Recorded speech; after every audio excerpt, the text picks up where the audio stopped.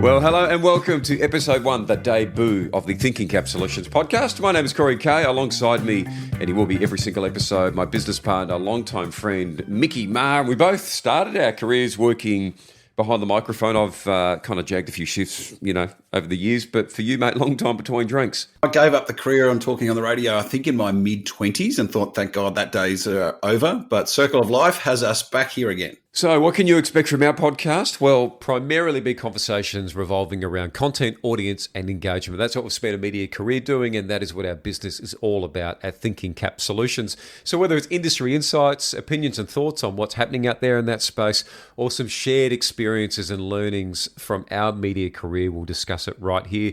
But for episode 1, probably a little bit of a get to know. We'll talk about the business a little bit as well, Mickey, but I'm going to start it off because I know we'll be able to talk about Taylor Swift and do some name dropping.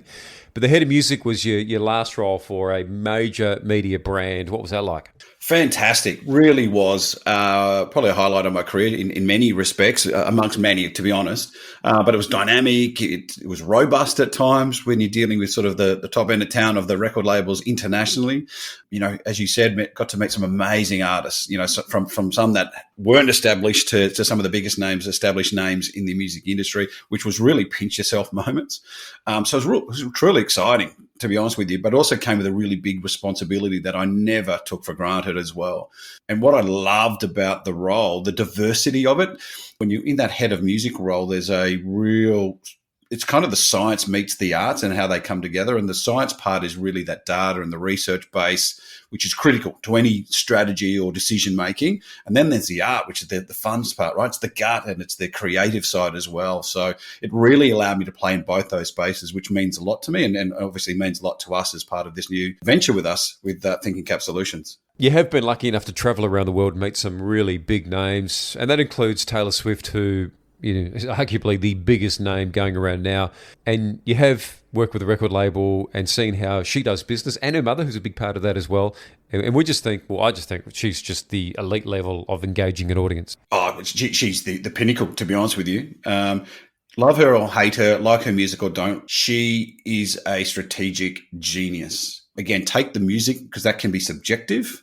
Look at how she goes around engaging her audience. She knows her audience better than anyone. Now, sure, she's got a big team around her that helps her with this, but I know for a fact she sits in regular meetings with her team to update her and educate her on what's going on with their audience, the shifts, the movements, and what's going on. She knows how to interact them when she's on stage, when she's off stage, and she can see the movements because she's looking at the data and the information. But guess what? She also does it for the cynical people like those that are behind the scenes in the industry. Trust me, when you go backstage and you meet Taylor Swift, she makes it an experience for you as well, that even if you're not a fan, you're there because you've been forced to sort of go along, you'll walk away from a fan because you've met her mum, you've met, the people behind the scenes making a decision. She sets backstage up to make it a bit of a theatre thing. So you walk away from there going, oh my God. So she knows audience engagement better than anyone in the industry. You can absolutely learn from someone like Taylor Swift, who hasn't forgotten the power of that meaningful connection and capturing it and what that can do to grow your audience. But the other thing is you don't have to be Taylor Swift to do it. And I think that's a really important message here as well. You could be a startup and you could still do audience engagement exceptionally well, and it can have fantastic payoff for you. Yep, and personal brand, something we'll talk about, which is, again, something that she does really well. Many highlights, I imagine, in your media career. If you could just pick out one thing that you're really proud of, what would that one be? Another highlight of my career was head of non-metro at the media company that I worked for, and part of that was leading the biggest media rebrand in Australia history. It basically took 77 radio brands and aligned them down to 2 major, clear, distinct brands.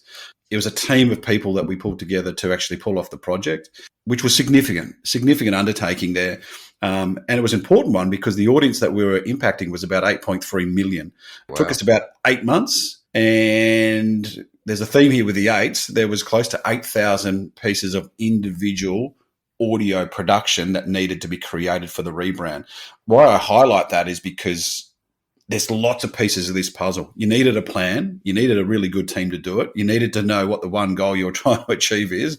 Communication was really important. And then, of course, the execution as well, because with anything like this, a strategy change, everything was impacted from your email signature to the office signage, to the audio branding and getting your staff on board to know what they needed to do and what they needed to say. So it was a significant undertaking, but I'm really proud to say that I was a part of it and that we did it very successfully. And just hearing you talk about the regional network, it reminds me how fortunate we've been to work in all of these different markets with different sized audiences, which have allowed us to come up with all these different strategies and ways to engage that audience. I mean, my first market was 10,000 people in a little place called Tokoroa in New Zealand. And the way that you would communicate, you're almost the mayor of that town by being, doing the breakfast show there.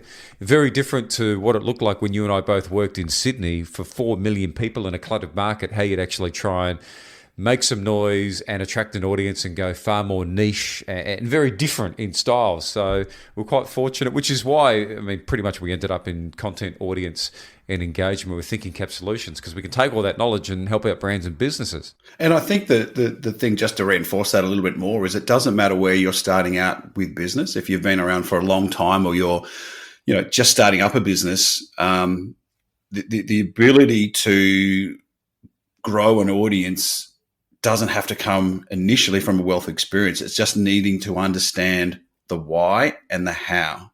And that's really, really important here. And you talk about, you're working in New Zealand there with an audience of 10,000. Well, you don't need to have millions of fans to engage them. In fact, sometimes it can be easier, a smaller one. As long as they're engaged, that's all that matters, because once they're engaged, you've got them there in the palm of your hand. And that's such a powerful thing.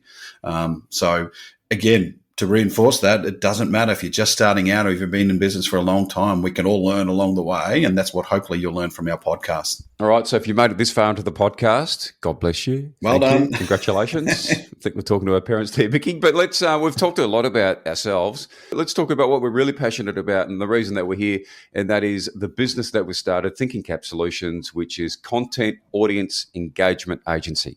Yes, we specialise in audio, ideation, strategy, coaching, consultancy. And what I love about what we're doing, Corey, is key part of our point of difference here is that we love rolling up our sleeves, and we're happy to work at the forefront with our clients to work through the execution phase as well. Now, let that be, but we do it for them, or we work hand in hand with them to do that, which is not necessarily what consultants might do, where they come in, give you a solution and say, thanks very much, give us a check and see you later. So we're really passionate about that because we're used to working really closely at that, and we're really important that our clients get success. Our success comes from their success. We had feedback, so on the website there's a rather provocative line. Shout out to Matt from Leading Teams who actually helped us with this one. But we're not for everybody is the line. Probably worth explaining that a little bit, because it's a little bit cheeky.